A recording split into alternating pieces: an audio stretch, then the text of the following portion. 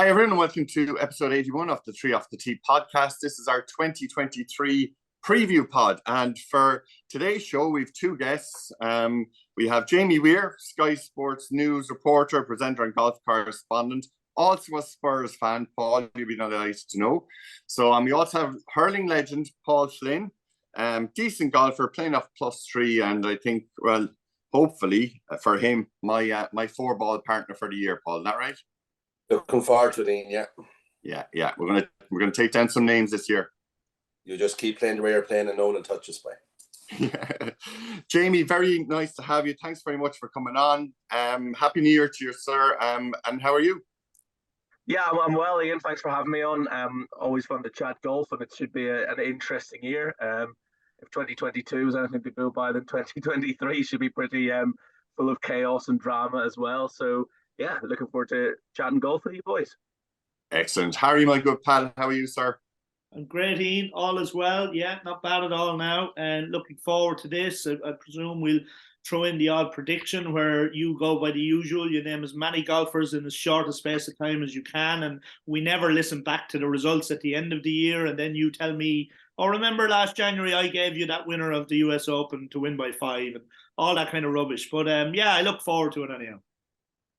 Yeah, look, if I can show you the bank balance, Harry, there's no problem. I'll show it to you there. All right. Income and expenditure, it's always a plus, always a plus. So you stick with me, kid. But any more of that nonsense and you ain't getting any tips. Right. Look, lads, we'll just go back to the Century Tournament Champions, first big event of the year. Jamie, what did you think? A bit of a meltdown by Mr. Colin Morikawa, as they say, he came home in an ambulance, which I wasn't really expecting.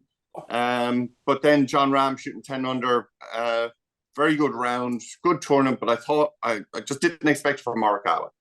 Yeah, it's very strange just how quickly narratives can shift in golf. And for 63 holes of that tournament, everybody was talking about, oh my goodness, Colin Morikawa is going to be an absolute machine this year. He's going to win at least 2 majors. He's going to win 10 times the PGA Tour. He's sort of just passing out. He's sort of just chipping out.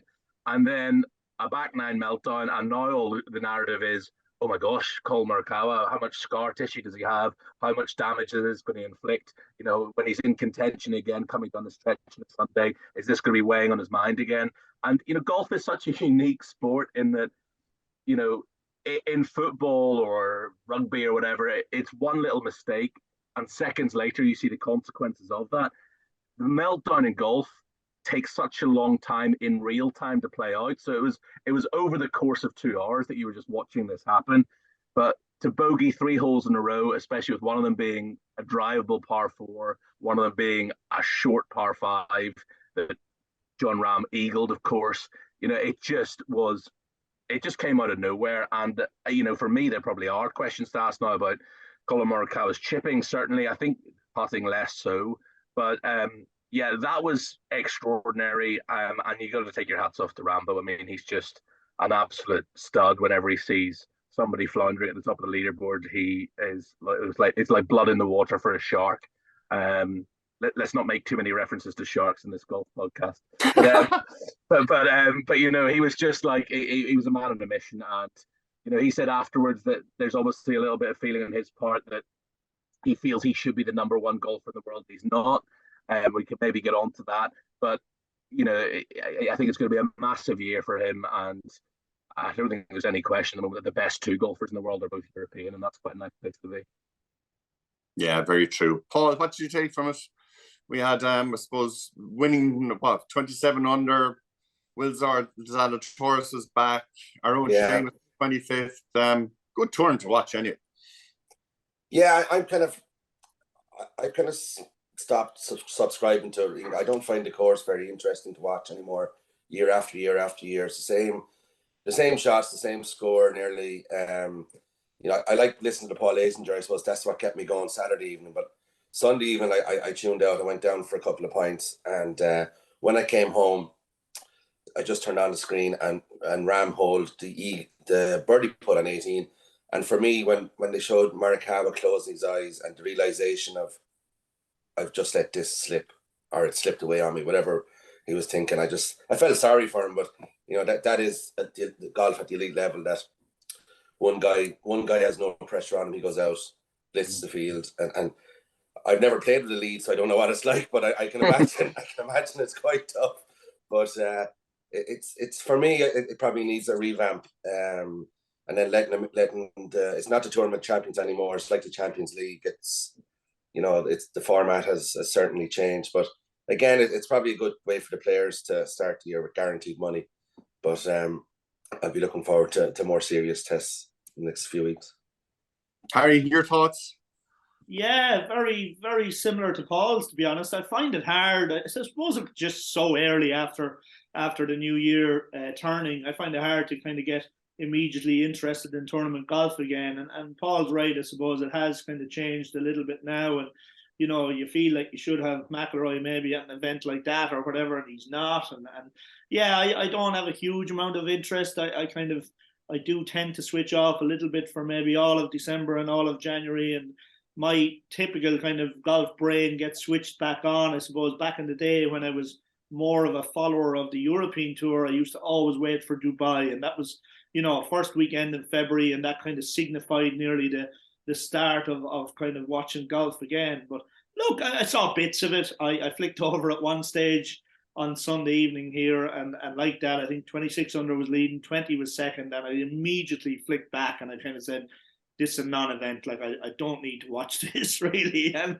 couldn't believe to wake up on Monday morning and see tweets of my phone exploding that Morikawa blew up or whatever. But look, blowing up, as Paul says, is easy enough in professional golf. But as Jamie said, 3 bogeys in a row against a guy that was that hot right around that stretch of holes, it doesn't belong swinging, But look, in ways it's good that it's back. It's great to see Seamus Power obviously back out there. I know a tie for 25th wasn't maybe what he was hoping for, but if you want to knock off some rust, it's not a bad way to do it. And he made the long trip over to Abu Dhabi, and like I said, now we start to kind of get into the stuff that matters a little bit more. And here we are. What is it? 11th of January. It won't be that long until we start getting excited for some tournaments on the PGA Tour in March, and then the first major of the year will be on the horizon. True. The second reason I suppose we're talking about Century Tournament Champions is that Jay Monaghan was there. So Jay Monaghan, commissioner of the PGA Tour, and he had a statement just about all things golf and live, although he didn't probably talk too much about it. But I don't know if you had a chance to read it. Jamie, did you get a chance to have a look at the press conference? There was he was there for a good while, but nothing really of substance, I don't think, came out of it. No, look, I'll hold my hands up and admit I didn't see any of it. But if it's anything to go by, if his press conferences and statements of last year, anything to go by, I completely see what you mean by saying there wasn't much of substance in it. He seems to sort of just be dancing around the issue at the moment and coming out with a few little pithy sound bites, but not really doing much beyond that. And look, last year, I think we would all agree that it was Rory who became the kind of voice and spokesman of the PGA Tour rather than Jay Monaghan. I think on the few occasions that Jay did speak, and I sort of refer back to his appearance in the booth during the Canadian Open in particular, he made it very personal and he got very emotional about it all, which I don't think was particularly statesmanlike or not what was needed at the time. But look, it's going to be interesting to see how this year shapes out. I think the PGA Tour is in a position of strength. I can't see them hemorrhaging any more big names. It's going to be, I think last year there was some kind of morbid fascination with Live to see how it would all sort of play out, but that'll sort of die away a bit. I mean, they're already getting 40,000, 30,000 people watching it on YouTube. So once that sort of curiosity has gone away, that those numbers are going to drop even more, I think. So I think Jay Monaghan is in a position of strength. Does the PGA Tour need to evolve and change? Of course it does. There's always room for it to improve. And I'm sure all of you boys would agree with me here that I'd like to see a little bit more evidence of this strategic alliance between the PGA Tour and the DP World Tour, and PGA Tour perhaps, helping out the DP World Tour a bit more. But I think in terms of the threat from the Saudis, I wouldn't be overly concerned if I were in Jay Monaghan's shoes at the moment about that, even though they've got, bottomless pockets. Have you watched any of it, Gene? Have you watched any of the events? I mean, I find it really difficult to watch, and this is where I am on it. I get dogs abuse on Twitter saying, "Oh, you're so anti-live," and where I am with it now is you've got to remember, I love golf. Ever since I was knee high to a grasshopper, I've loved sitting and watching golf. I'm a purist. I'm fascinated by the history of the game, the legends of the game, things like that. So it's just not for me.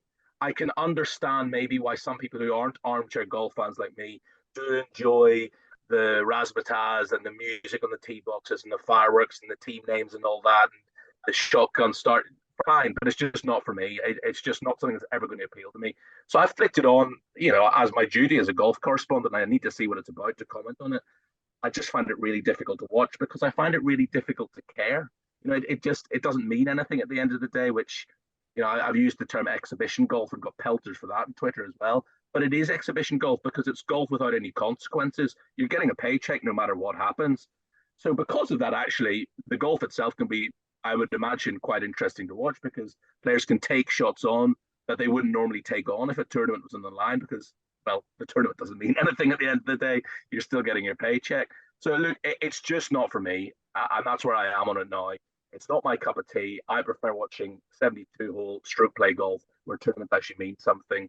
But, look, if that is what you enjoy, absolutely go ahead and do it.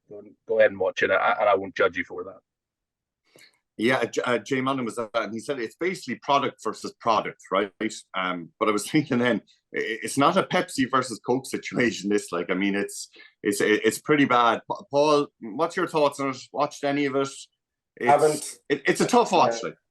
I haven't seen the Shadeen, and two of my favorite players, Mickelson obviously and Garcia, and I'd nearly sit in any weekend to watch them if they were on the PGA Tour. But no, I haven't seen a shot. When Fred Couples came out and kind of threw his support behind it, said Liv was no good and whatever, that was good enough for me. But just to Jamie's point, there's no consequence to it. I'd imagine it's like watching the Charity Shield every weekend. It's just an exhibition with a load of cash. And then I suppose, in fairness to the guys who went, who are prolonging their careers, it's probably an easy choice for them. But, to say they're competitive golfers now is probably a stretch too far for me. And to be honest, I never really liked the CEO of it that much, even in his playing careers. And even over Christmas there, when they were showing the Masters from 99 and every year, and Olazabal beating him in, was it 99 Olazabal when he second? And I'm still shouting to tell you, come on, Jose, but to make sure Norman didn't win. But it's an incredible thing that one former PGA Tour player can be so divisive, and at the end of the day, I think it's probably a lot of his historical issues with the PGA that has driven it. But one thing I would like to know is that what was Justin Johnson, Brooks Koepka, what were they told that made them go, because they knew the world ranking thing would be a huge, huge issue. So I would just like to know, what were they told that made them eventually sign that contract? And that won't come out for a while, I'd imagine, until their world number 200. So I don't know. Yeah. Well, looking at the kind of fields that they have, I mean, with the exception probably of Cameron Smith and Dustin Johnson and Brooks Koepka to probably a lesser extent, I mean, they don't have really the top players in the world anymore. Harry, what do you think? I mean, will this last? I mean, there's money there. That's a great question. Will this last? How will it evolve throughout this year? Look, I'm in the exact same boat as the two guys. I'm talking last on this topic, and I don't want to repeat a lot of what they've said, but I'm the very same as Jamie. I've watched golf now for probably 30 years. A huge fan, been involved in the industry, the game, from loads of different angles. I have zero interest watching live golf. I watched one shot one time, flicked a link on my phone on YouTube in the very first tournament, and I think I did see a shot. And I don't know why, maybe lack of crowds, or it wasn't for me whatsoever. And I never went near it again. And I've no interest, to be honest. And for all the reasons we all speak about, and I think even Rambo in in his interview at the end kind of mentioned about this is he was asked did he feel sorry for Morikawa, and he said, well, no, this is professional golf, 72 holes, 4 rounds. And I kind of thought, was that his little dig at trying to be Rory McIlroy, trying to give a little unveiled dig at what tournament golf is and is all about. You've got to hang there till the very last moment, which he did brilliantly on Sunday. But no, I've no interest. The boys have made some great points and comments about it, which I'd absolutely agree with. But yeah, it's just not for me. No interest whatsoever. And look, sometimes I don't have a whole lot of interest watching a normal run-of-the-mill tournament on the PGA Tour. But I tell you, like professional golf, and Ian, we've played, even as club professionals, we've played in the odd 4-round Irish Championship. And you had to make the cut on a Friday to try and get your first professional check when you were an assistant pro, age 19, and that meant something. You know what I mean? And if you don't get a check, you're after spending 4 nights in a B&B, and it's cost you a lot of money, and you think, will I go and play next month, or will I stay at home giving a few lessons and where I can actually make some money? So like that is professional golf, and I'm caddying now, and I see it, and you get all the feels even as a caddy when your player is under stress on a Friday to make the cut, or else you have a great Friday and you bounce into the weekend, and now you're looking up the leaderboard to try and get a high finish, which might get you into the next tournament or get you up the rankings or whatever. So all of that stuff means something. Live golf means literally nothing, to be honest. But your question, where will it go from here? That's the big thing. Is the world rankings going to be looked at, in some ways, with like what Ram said the other day and stuff like that? Maybe in some ways it actually does need a bit of tweaking. But I've no interest in live golf. Even I'm still amazed that Cameron Smith, after winning an iconic British Open, decided to go and join it.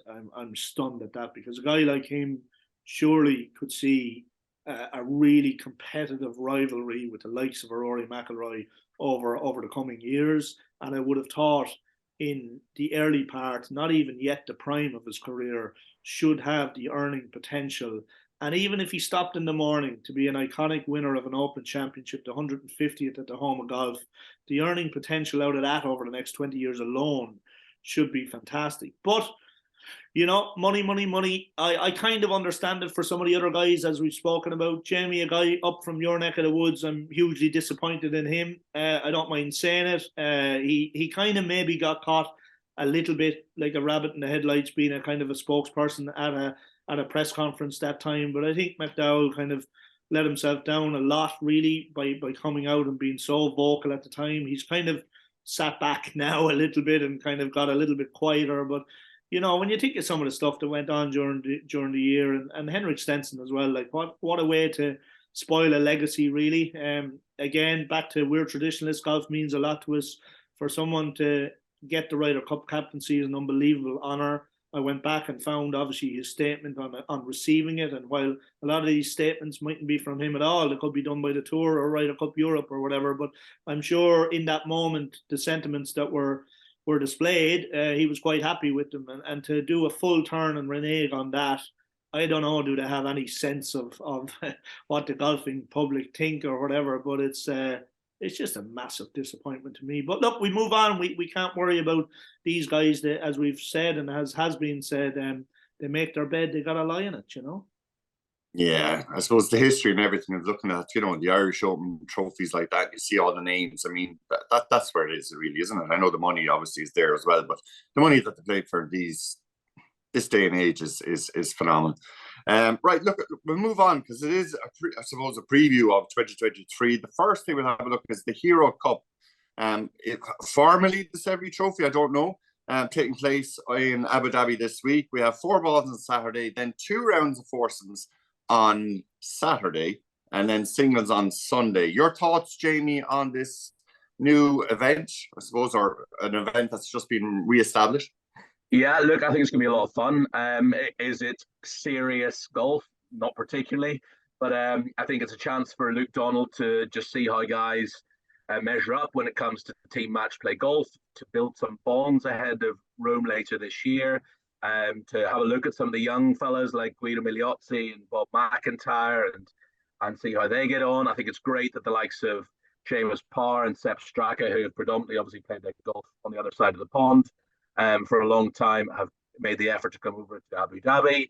I think it's great that Shane and Tyrrell are involved, because I kind of, when it first came out, thought, right, well, some of the fringe players will be involved, but none of the big guns will. So I think it's great that Shane and Tyrrell, you would have to say, are two names inked onto that sheet for Rome, are both going to be involved. And the two Belgian boys, the two Thomases, Peters and Detry there as well. So look, the field's great. I think it'll be a lot of fun. Tommy there obviously as well, and Francesco. Does the result matter? No, not massively. But I know from speaking to Thomas Bjorn, and I actually went out to the Eurasia Cup in Malaysia back at the very beginning of 2018. And I know from speaking to Thomas that he found that week invaluable, just in terms of building bonds, players getting to know each other, him getting to sort of see what other players were like behind the scenes. So I think that'll be the main exercise for Luke Donald, so that when we get to Rome, we've already, and look, traditionally European teams already have that kind of inbuilt team ethos anyway. But I think it should be good fun to watch, and yeah, and may the best team win. Paul, will you be watching this weekend? I will, because the weather is going to be quite poor, I think. I suppose from a player's point of view, some one or two may play themselves out of contention for the Ryder Cup, and one or two might stick their head above the parapet. So from that point of view, and to be fair, I like watching foursomes golf. So it's I will watch it, and of course Seamus will be playing, and you know, it's something to do. But what Luke Donald gets out of it, I suppose, is probably the most important thing for the whole tournament. So be interesting. 20 players, obviously, and I'm looking down through the two teams, and I suppose it has, with the exception, I suppose, of John Ram and Rory McIlroy, this is probably where we're going to get the bones of our squad. Do we yet know about Liv and the Ryder Cup and all that? Can they qualify? Jamie, just go back to you firstly, and then go to Harry. Well, look, it's going to be very difficult for them to qualify, because they're not going to be playing in very many big events with ranking points.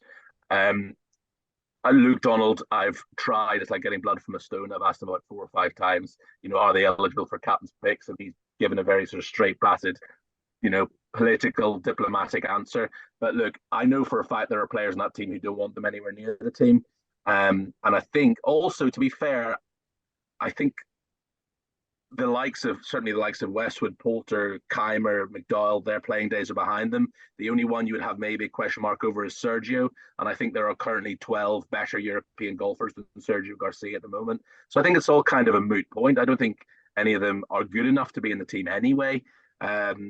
So look, I think this week, you're right, the likes of Rory, John Ram, Victor Hovland, Matt Fitzpatrick are probably the 4 that I would expect to be in the team that aren't going to be there at the Hero Cup. But the other 8 players who make that team, I think, are all there this weekend. Harry, just looking down to the team and trying to kind of put together what the kind of 12 players, right? I suppose with the exception of Victor, Matt, and Rory, I was putting on Rasmus Højgaard, Tyrrell Hatton, Shane Lowry, Bob McIntyre, Alex Noren, Seamus Power, Thomas Peters. That's a pretty good team, although you'd like to see them maybe perform in America, just to get a little bit of, I suppose, confidence or more confidence. What do you think, Harry? Yeah, look, in fairness, it is like when you reel off the names like that, I suppose it's a long way between now and September. Even the likes of Seamus Power, obviously, from what he's done, you'd say he's nailed on to get there, but he has to rock out in this early part of the season and keep the momentum and keep it going. And then, for all those other guys, Bob McIntyre and those guys, they need to push on, and they need to keep show form and keep it moving in the right direction, I suppose. But look, yeah, the bones of a really good team is there. It'll be interesting, this course in Italy. I haven't heard a whole lot about it. Obviously, I know it's kind of been purpose built or whatever, so we don't know a whole lot about it or whatever. But it'll be interesting. I don't know. I suppose we still have the sting, and especially for us Irish guys of Porrigs, team getting a right whooping, I suppose, last year. So that still kind of sits with us, and we kind of wonder, how are we going to turn that one around? Home advantage obviously is is a huge help, and we're looking forward to the atmosphere that a European match will bring. But yeah, look, the team will sort itself out over these coming months, and there's no doubt it'll be an epic Ryder Cup. I'm certainly looking forward to it anyhow, that's for sure. Yeah, look, moving on. Quick point I wanted to make, I mean, get your thoughts on it, is these like equipment, clothing, and sponsorship deals. We've seen Adam Scott, I suppose, over the last couple of years that doesn't have a deal. Now, Patrick Cantlay, for some reason, has decided he doesn't want a deal. So, and he's nothing on the golf bag, no, sponsors on the T-shirts or, sorry, the polos or anything like that. I mean, Brooks Koepka won 4 majors without an equipment deal until he went to Shrixon. With the money that they're playing for nowadays, and I suppose the reason I bring it up is Tom Kim. I think he was at a tournament last year and he was down the crowd, I think, with the journalists, and he asked a question to Rory about, is there any advice you give to an up-and-coming golfer, considering he's won 2 events and he's not even 21 at the moment. And Rory said, basically looking down at these polo shirts, he said, well, I think you've about 4 or 5 sponsors there. That could be an issue. That could take up your time. And here we are then. He rocks up in the Century Tournament Champions. And Nike, no sponsors, nothing. So you're thinking, right, it could be in the background. But I just suppose with the money that they're playing for now, particularly this year, where these elevated events, I mean, it was 2.7 million for the winner at the weekend. Is there a need for equipment deals, sponsorship deals? I mean, you have a lot of these corporate days that you're going to be going to. I'm just wondering, could this be a thing of the past? Is that where Mr. Cantlay and maybe a few others are going to go? I don't know. Jamie, what do you think? Yeah, I think you make a very good point there that, the money that they're actually playing for on the golf course now could dwarf any endorsement deals. I mean, what you've got to remember though with endorsement deals is that's guaranteed money in your pocket. And if you suddenly fall off a cliff and miss 10 cuts in a row, you've still got that money. So there will always be endorsement deals to be had. And, the pin-up boys of golf, the Rorys and Tigers of the world will always get, make a huge amount of money from that. But look, it's a very valid point that golf is just, since Tiger came on the scene, the money that they're playing for in golf has just gone up exponentially. And now with the threat of LIV and with the PGA Tour changing their structure, and I think we need to remember that 2023 is a little bit of a sort of transition year. In 2024, we're going to really see the fruits of this bear out. They're going to be playing for absolutely eye-watering sums of money. And even without any endorsement deals, golfers are very, very rich men. But I suppose it comes back to how much you back your own talent. If you're Patrick Cantlay and you think, I don't need an endorsement deal because I'm a bloody good golfer and I'm going to make a shitload of money on the golf course, then that's fine. But there'll be other golfers who would just like to have that safety net that if it does suddenly all go pear-shaped, that they've still got a fair bit of money in the bank account because they've got a few little logos in their sleeve. Harry, you going for an equipment deal this year? No, but I'm a big fan of Hugo Boss, and I have to say, if Cantlay wants to bin it, I might maybe send a couple of blind emails in and see would they maybe come and sponsor the podcast. You'd look better in a bit of Hugo Boss gear rather than that hoodie, anyhow. That's for sure. Oh, definitely. Don't get me talking about hoodies on the golf course.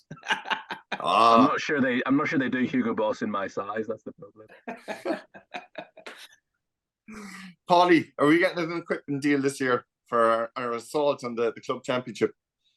Ben Ross were on to us there earlier. Yeah. Well, I think today of a person going into, young people maybe could get brainwashed with the marketing of Stealth V-Stealth 1 or whatever. But I think today of the likes of anyone over 30 going into a golf shop and buying a driver because Rory McIlroy hits it, and custom fitting, I suppose, has a lot to do with it. And maybe the manufacturers are seeing a fallback on people buying their new products, and maybe that's a knock on from sponsoring players. But for the average golfer, forgiveness is more the attribute the equipment needs, not you know what I mean, not flashy kind of blades or carbon faces or whatever. So maybe that's and they're changing them so often that people aren't getting value for whatever technology that they're marketing one year compared to the next. So, but I can't remember the last time or anyone I played with that went into a shop to buy a driver because Patrick Cantlay or Rory McIlroy uses it. But again, the younger generation, that could be a big factor. But it's I wouldn't have much sympathy for a player that decides to maybe end a contract because he wants to, like Adam Scott. Surely Titleist were going to give Adam Scott a new deal, but he decided he wanted to see what else was out there, and maybe it was down to the long putter or whatever he needed. But much of the equipment is, if you look at all the drivers now, they look the exact same underneath. The weight is at the back, and it's all kind of like, flash face or hot face. And I don't think it really matters what they use, really. The one constant thing, I suppose, that they don't change is the ball. So, maybe we can learn from them as well. Yeah. Right. Well, look, major championships. Harry, we kind of did this in a preview pod, I suppose, or a review pod last a couple of weeks back with Gary Murphy and maybe our predictions. I know it's early on in the year, so I think we'll leave ours aside because, to be honest with you, I can only remember one of the four. So I'll just go to, let's see, we go. Jamie, predictions for the year, 4 major championships, and we'll start with the Masters, and I suppose that growing question of Rory, and will he get that Grand Slam? Well, my prediction for the majors is that Rory's going to win all 4 this year. Look, I feel like I say this every year, but he's going in with a great chance, as great a chance as any. And the frustrating thing, I folded all 18 holes on that Sunday at St Andrews, and my heart broke for him, and it felt like it was meant to be. And then that back 9 was just, again, goes back to my earlier point about Colin Morikawa on Sunday. It was just, it all happened so quickly yet so slowly. You could just see it happening before your eyes, that he didn't get the birdie he needed in 12, he didn't get the birdie he needed in 14. All of a sudden, Cam's got a 2-shot lead. He plays that putt round the bunker at the road hole. So look, that was devastating. I know that really hurt him. And the real difficult thing about that is you're playing the golf of your life in July of last year, and you've got to wait 8 months for the next major to roll around. And you just hope that he can bottle the golf that he was playing towards the tail end of last year and bring that into Augusta and get a bit of luck. And hopefully the other big names don't have a great week or whatever. But it's so difficult to win a major championship these days. There's so much talent out there. So look, I think he's got a great chance going into Augusta. He loves that golf course. I think the manner in which he finished last year's Masters, shooting that 64 on the Sunday, I've never seen him, more positive after not winning a tournament. He bounced into that press conference with a big grin in his face, and the belief that gave him, having not won the tournament, but having had a good, positive experience finally of Augusta since that meltdown in 2011, I just think you can't put a price on that. So he goes in with a great chance. He'll be the favourite with the bookies. Well, perhaps John Ram might be, but he'll be one of the favourites with the bookies if he can be playing the sort of golf that he was towards the end of last year. And hopefully he gets a fair wind and has a great chance. But it's just not getting in his own head. And that's the big thing. It's just get off to a good start on the Thursday and don't trip over yourself. And so many of these things need to go right, but perhaps finally this is the year. After 9 attempts at trying to complete the career Grand Slam, hopefully 2023 will be the year he does it. Buddy, what are you thinking for Augusta? Augusta, well, after my binge at Christmas time on the Masters, I see one of 2 players, and they're trending. Tony Finau could be an outside bet, and Shane Lowry. I think their form, their results in Augusta over the last couple of seasons have just been coming up and up and up and up. And while I suppose people will talk about Finau's putting or whatever, but surely if he gets a good week, he'll be there with the par 5s. And Shane Lowry he's obviously getting more comfortable there. And I think if I take one of those 2 against Rory. Yeah, very good. Harry, I think you went for Rory as well, actually, just when Paul was mentioning it there, didn't you? Yeah, and I did. I think I might, like you, Ian, I probably picked 6, but I went for Lowry as well. I definitely think Paul's right. If you look at Lowry's results in Augusta, obviously I think he finished 3rd there last year, but if you actually look at it over the last 4 years, he's definitely moving in a very comfortable direction with that golf course. We speak of his short game. Yes, he is a gifted exponent of the short game, which obviously you need to be, along with a hell of a lot of other things around Augusta. But I think even if you got Shane Lowry for a pint and asked him what major does he really think he has a right chance of winning over the next 10 years in his career, and I think he'd identify that he's very comfortable and happy around Augusta. So yeah, exciting, looking forward to it. Jamie makes great points. My whole thing about following Rory McIlroy for years, and I'm a Rory nut, I have no problem saying that, but you put all these things into place, as you say, get off to a sub 70 start for Rory on a Thursday in Augusta is a huge thing. Hasn't done that huge amount over that 9-year period.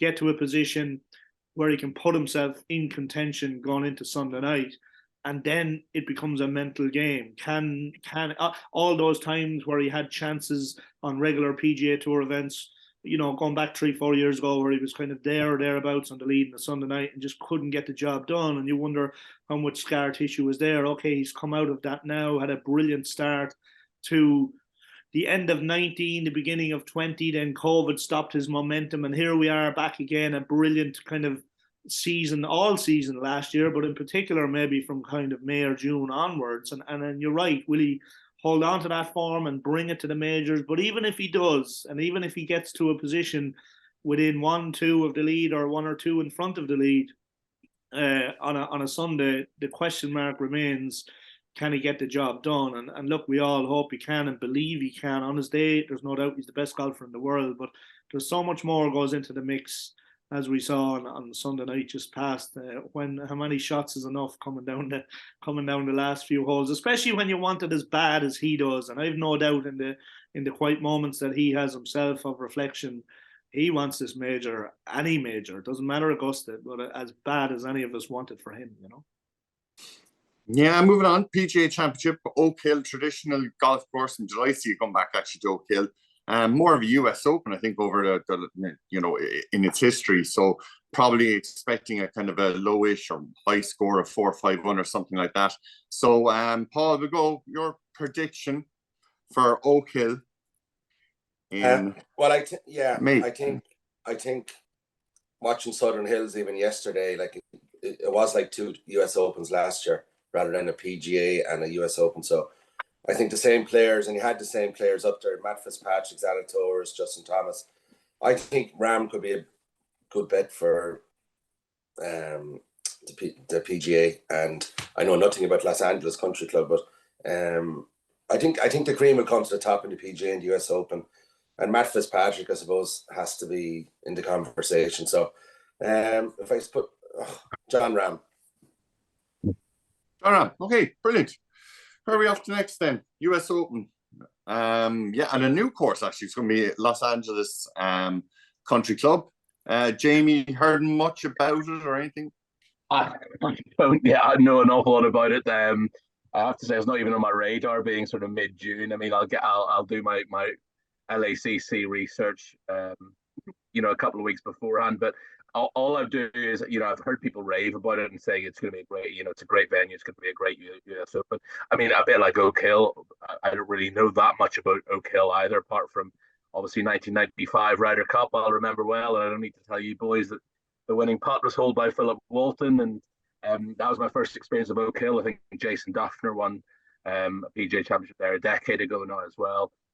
So I don't know too much about that one. When it comes to the US Open, I actually fancy John Ram for that one, I have to say. We'll see what sort of golf he's playing going into that, but all the signs are that he had a bit of a quiet 2022, or certainly the early stages of 2022, but he seems to have turned a real corner now and got a bit of a bit between his teeth. And I just think US Opens always suit John Ram. So I'll go Rambo for the US Open. Okay, just about Oak Hill. I think I'd chosen Seamus Farthing. I think, yeah, good. He's well established now. Would it be a shock? Absolutely not. 2 events, I think he's won already. He's only going from strength to strength, and I think this could be a big year for him. Last one. Sorry, the Walker Cup was in LA Country Club a few years ago, and Paul McBride from the island of Malahide played in it, and he plays a good bit with Robin, so I played with Paul a few times. And LA Country Club is kind of one of these run-offs not an Erin Hills. It's kind of a smaller Erin Hills where it won't be rough. It'll be runoffs and chipping and putting. So that's the only information. Well, good to have, Paul. Thank you very much. Right, last one. Roy Liverpool, last major of the year. Harry, quickly, where are you going? Justin Thomas. Justin Thomas. Okay. No explanation. Jamie. I'm going for Shane to get a second claret jug. I think that when Tiger won the Open at Royal Liverpool all those years ago, it was burnt out and it was Chris Parr running fairways. But typically Royal Liverpool has strong winds, and there aren't many better players that could controlling the ball flight and wind than Big Shane. So I think if we get a windy few days at Hoylake, and look, it's so dependent on what the draw is as well, but I think Shane plays his best stuff on links golf course. I can see him lifting a second claret jug. Paul? Yeah, I shot in the dark. I know Rory won there before. Why not? Why not again? Yeah, I think so. A few other things, guys, I suppose I'll open up with start probably you, Harry. Is there anything else in particular you're looking forward to this year, 2023? Solheim Cup, actually. I was just on the phone to a pal of mine the other day. They're kind of arranging some details around the Solheim. I think I'm going to be down there doing a bit of work that week. That should be good, should be interesting. Funky kind of golf course, Finca Courtesan. Yeah. I remember walking around it about 6-7 years ago. The European Tour had a match play tournament there, and I happened to be in the area. Not the best spectator golf course. It's very mountainous. There's huge distances between one green to the next tee. I think if you were to play it yourself, you would absolutely have to play it with a buggy. So I don't know what it'll be like for spectators on the ground, but look, it's a nice part of southern Spain. I'm sure the European ladies will get a good following down there. I'm looking forward to that towards the end of the season. But look, like I said, it's kind of right around now or another couple of weeks where my interest levels start to really peak. And they stay peaked for a very long time with this sport. So thank God I'm still as interested as I was all those years ago, Jamie, you anything in particular looking forward to? I mean, we must mention, I suppose, Leona Maguire as well. What a great season she had last year. Yeah. And it just seemed to be going from strength to strength. Yeah, I mean, look, like you guys, I'm looking forward to all the same things. I'm looking forward to all four majors. And then, as Harry says, that doubleheader, back-to-back weeks in September, the Solheim Cup straight into the Ryder Cup. It's funny, I think the Ryder Cup, a lot of people have spoken recently about the fact that we could be about to enter an era of US dominance. I actually still think Europe are going to win this one in Rome, but I won't get into that right now. But it's almost the converse with the Solheim Cup. Europe have won back-to-back Solheim Cups, and although they've got absolute superstars like Nelly Korda, I think we could be about to enter an era of European dominance in the Solheim Cup, and Leona's a big part of that team, obviously, and Charlie Hull and Georgia Hall, and there are so many strong European players. The Swedish girls, Maya Stark and Lynn Grant, just sort of coming off the production line at the moment, that I think it could be an era of European dominance. I know Suzanne Petterson well, and she's going to be a hell of a captain. Harry's right. Finca Courtesan is an absolutely abysmal spectators course, but it should be good fun to watch on the telly. So yeah, that's really what I'm looking forward to. Those back-to-back weeks in September, Solheim Cup straight into the Ryder Cup, because there is nothing better than team match play golf. Yeah, it's very true. Paul, I just looking forward to, I suppose, watching the players you enjoy watching on the TV. Hopefully, get to a tournament or two, if possible. But I suppose the anxiety watch of the Ryder Cup qualification table for the year. It's like trying to watch Spurs sign a player. It's just difficult, but hopefully Seamus will. Looking forward to following Seamus, obviously, and hopefully get to the Ryder Cup, and hopefully we'll get there then.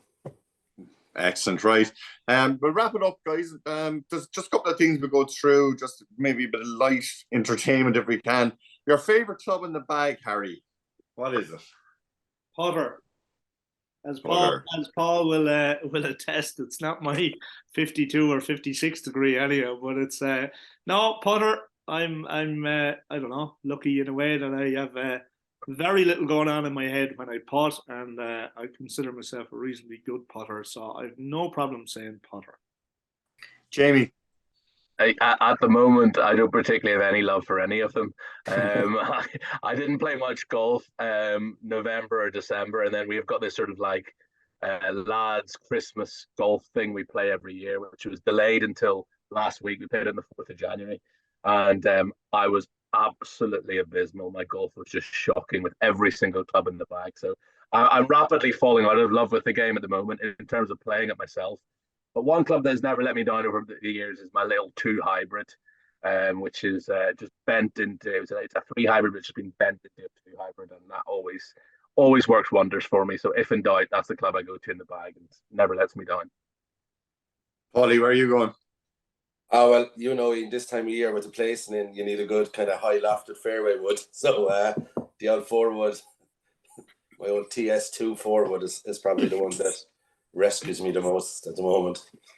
Very good. Yeah, that's true. I must say, putter for me, definitely. One rule you would like changed, Harry? Well, after yourself and Lexi Thompson on the podcast last week talking about people getting a relief from a divot in the middle of the fairway, which I thought was an absolute joke. So that will not be a rule that I want changed. Divots are divots, and how do you no. How do you define a divot and all that? So no chance there. One rule. It's a good one. I don't know really. I